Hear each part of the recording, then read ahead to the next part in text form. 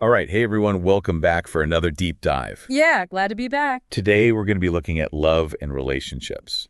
Ooh. And we're actually just going to be focusing on one little snippet of text today. Okay.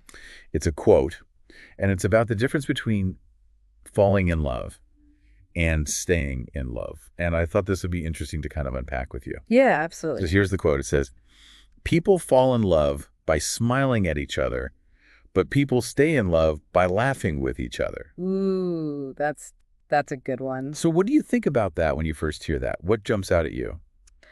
Um, I guess like the first thing that jumps out at me is that initial like attraction phase. Yeah. That falling in love is often associated with like nonverbal cues and like smiling. Yeah. And there's like a lot of research that shows that smiling can trigger the release of endorphins. Oh, really? Yeah, so it like creates this sense of pleasure and connection. Even like when you Right. first meet someone. So it's not just about like appearances then. It's like an actual biological thing happening. Yeah, I mean, obviously appearances matter to a certain extent. Sure. Yeah. But there's like this like almost like a chemical reaction that happens when you That's see fascinating. someone smile. Yeah.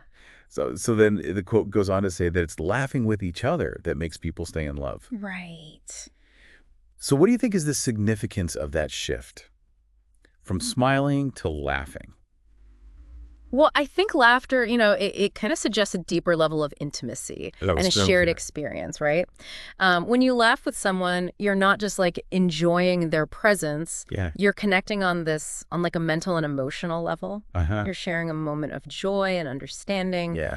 That words sometimes can't like capture. And it makes me think about Dr. John Gottman, who's like a relationship researcher, Hmm. and he found that couples who can laugh together, even during conflict, Oh, interesting. are more likely to have these like successful, lasting relationships. Yeah. So it's almost like that laughter provides this buffer Yeah, against stress absolutely. and helps you kind of reconnect even when you're in the middle of some sort of challenge. Right, because it kind of brings it back to like a lighter Yeah. perspective. Right? Yeah, absolutely. And I know there's also the physiological aspect. Oh, for sure. Like you were saying, there's the endorphins that get released with smiling. Yeah, and with laughing too. Oh, laughing too. Yeah, so it's like Wow. it releases endorphins, dopamine, Oh, wow. which have mood boosting and like pain relieving effects. That's so interesting. So, So it really, like, biologically is making you feel better. yeah, it's not just like Not just in your head. in your head, like it's an actual, yeah. It's really cool.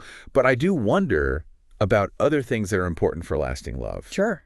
Um, some people would say that like shared intellectual pursuits or like really aligned values Yeah. are actually more important than humor. Uh-huh. Like, where do those things fit into the equation? I mean, you're absolutely right. Yeah. Shared values and intellectual pursuits, they really are so important. Yeah. Shared values give you that foundation Uh-huh. for understanding each other's worldviews Right. and then making like big decisions together. And then intellectual pursuits, that helps you grow Yeah. and kind of gives you that sense of shared purpose. Exactly. But I think laughter is kind of like the glue Oh, okay. that binds all of these elements together. How so?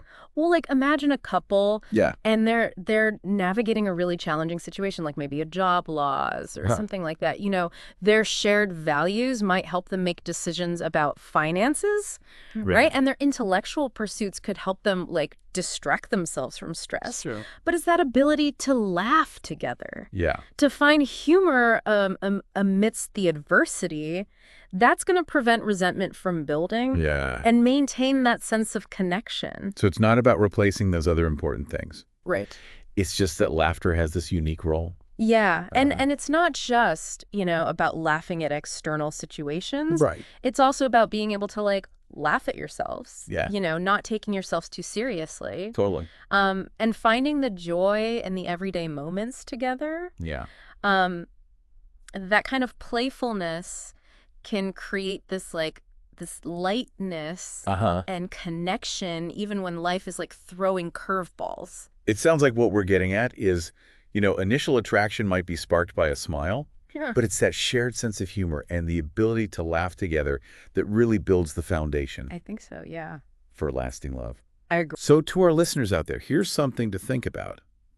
If laughter really is this key ingredient, how can you intentionally bring more of it into your relationships?